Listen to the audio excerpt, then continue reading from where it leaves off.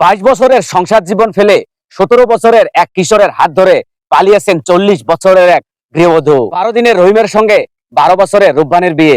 সিনেমার সেই গল্পের সাথে আংশিক মিল পাওয়া গেল ঝিনাইদহের কালীগঞ্জের এই ঘটনাটির সাথে। দর্শক, এই আজকের এই ঘটনাটি সম্পূর্ণ শুনলে আপনারা আপনাদের চোখেও বিশ্বাস করাতে পারবেন না।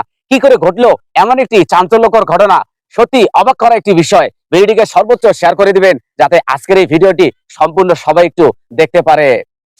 স্ক্রিনে আপনারা এই যে মেয়েটিকে দেখতে পাচ্ছেন, তিনি হলেন 40 বছরের গৃহবধূ। আর এই যে ছেলেটাকে দেখতে পাচ্ছেন, এই হচ্ছেন সেই ছেলে 17 বছরের কৃষক, যার হাত ধরেই 40 বছরের এই গৃহবধূ পালিয়ে গেছেন অদূরে। দর্শক, এই চাঞ্চল্যকর ঘটনাটি ঘটেছে ঝিনাইদহের বাবরা গ্রামের মান্নান মিয়ার স্ত্রীর সঙ্গে পাশের একটি গ্রামের এই কিশোরের সঙ্গে পরিচয় হয় মিস্ত্রির স্ত্রীর। দীর্ঘদিন যাবত তাদের সম্পর্ক ঠিকঠাক চলতেছিল।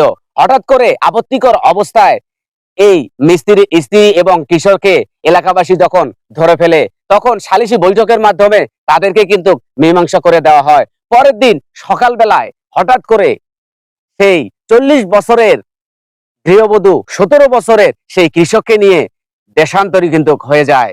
এই ঘটনাটি দেখে এলাকাবাসী তো পুরাই অবাক হয়ে গেছে যে কি করে সম্ভব 40 বছর বয়সী একজন নারী সঙ্গে পালিয়ে গেছেন 17 বছরের একটি কৃষক, এই একটি ছেলে। এই ঘটনাটিকে আপনারা কিভাবে দেখতেছেন? স্বামী এবং সন্তান, স্ত্রী, এদের 22 বছরের কিন্তু একটা সংসার আছে। সংসার জীবনে তাদের একটি বাচ্চাও আছে, আপনারা দেখতে পাচ্ছেন। এমত অবস্থায় সেই লোকটি রাজমিস্ত্রির কাজ করে, বিভিন্ন জায়গায় কাজকর্ম করে বেড়ায়।